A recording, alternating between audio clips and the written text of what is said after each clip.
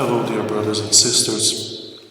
On this Monday, we celebrate the memory of Saints Joachim and Saint Anne, who are the grandparents of Jesus. By tradition, by what the apocryphal Gospel, according to James, tells us, those are the names of the grandparents of Jesus, right?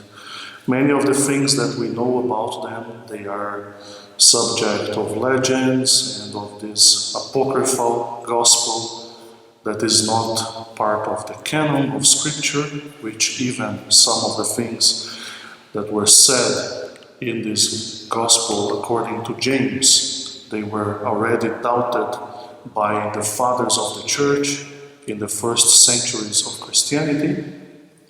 But the important thing for us in this feast is not whether or not the names of the parents of Mary were Joachim or Anne, or whether or not, as some legends would say, Saint Anne expected to have a child at her old age, like many of the women in scriptures, and she expected to have a son, and she consecrated him to the Lord even before the birth of that child, and then the child was born a woman, a girl, right?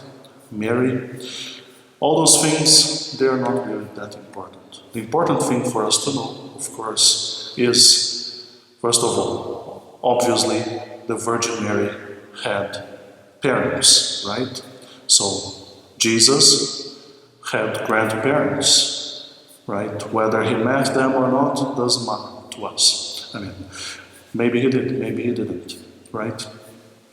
But the important thing for us is that we know that if the Virgin Mary, at such a young age, that we know she was visited by the angel when she received the Annunciation, that she was chosen to be the mother of the Messiah, and she was very young, 13, 14, 15, 16 years old, doesn't matter, right? Very young in any case. And that she responded in the way that she responded, with so much faith that even her cousin Elizabeth, who was much older than her, when she was visited by the Virgin Mary, said, blessed are you because you have believed. No, you are blessed because of your faith, not just because you are the mother of the Messiah, but because of your faith. Blessed are you, young woman, right? I'm just paraphrasing, of course, but this is basically what Elizabeth, the mother of John the Baptist, was saying to Mary. You are younger than me, but blessed are you, because you have believed. How is it that the mother of my Lord comes to me? And if she had so much faith, it has to come from somewhere, right? The usual way in which God passes faith to us is through our family and through the community, the church community, the parish community, our brothers and sisters who journey with us in this journey of faith. This is very important, right? Not by chance God gives us families. God gives us grandparents, elderly people present in our lives, and people who have gone through different experiences in their lives who can share with us.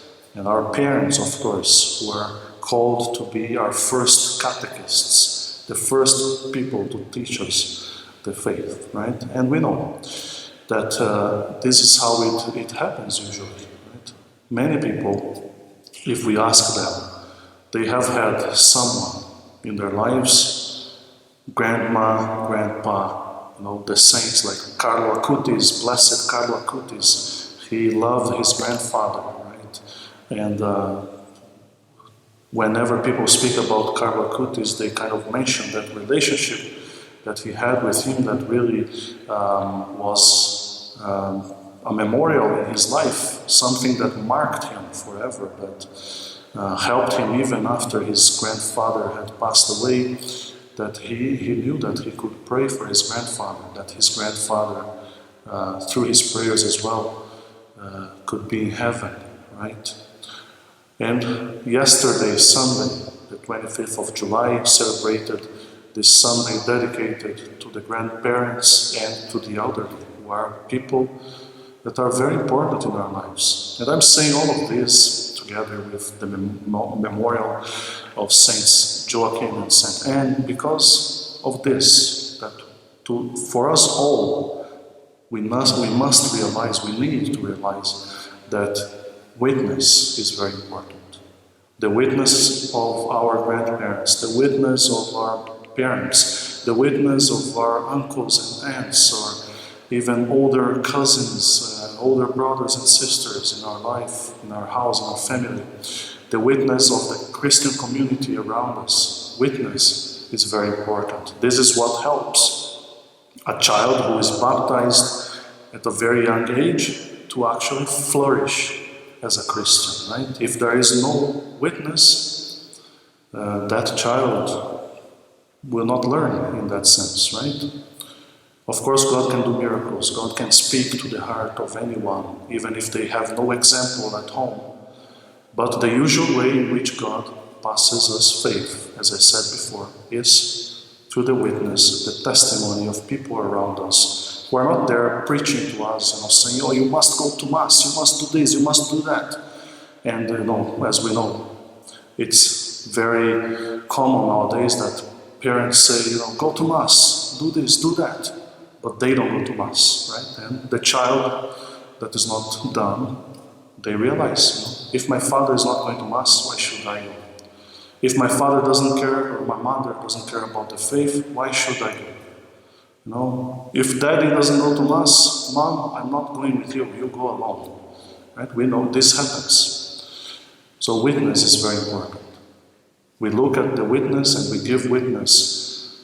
We give thanks to God, about and because of the witness that people have given us, but we also ask God that we may be true witnesses, like Saint Anne, like Saint Joachim, like the Virgin Mary, like the Apostles, and so many saints, like Blessed Carlo Acutis. We all want to be witnesses. We all want to share the good news with God. This is our fundamental vocation, the call that we are called to be faithful to honor. That call to say, God has been good to me. God has forgiven my sins. God has reconciled me with Himself and with the people around me. He has helped me to reconcile with my parents, with other people I was in difficulty with. So I must share that with others. And this is something true, brothers and sisters. Not only me as a priest can witness from the pulpit, I'm also called to witness in my daily life, right? God help me.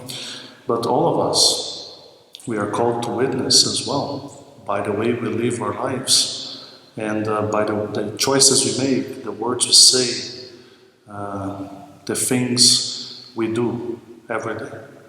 So let us ask God to help us. Let us ask God that as Saint Joachim and Saint Anne left a mark in the heart of the Virgin Mary and maybe in the heart of Jesus, right? As the Virgin Mary left a mark in the heart of the child Jesus who grew up looking at his mother and learning from her as well, so we may also, through our witness, leave a mark in the hearts of our friends, in the hearts of people around us, even if we children have also sometimes to witness to our own parents. May God help us. May God bless you, and may God protect you and accompany you always in your vocation.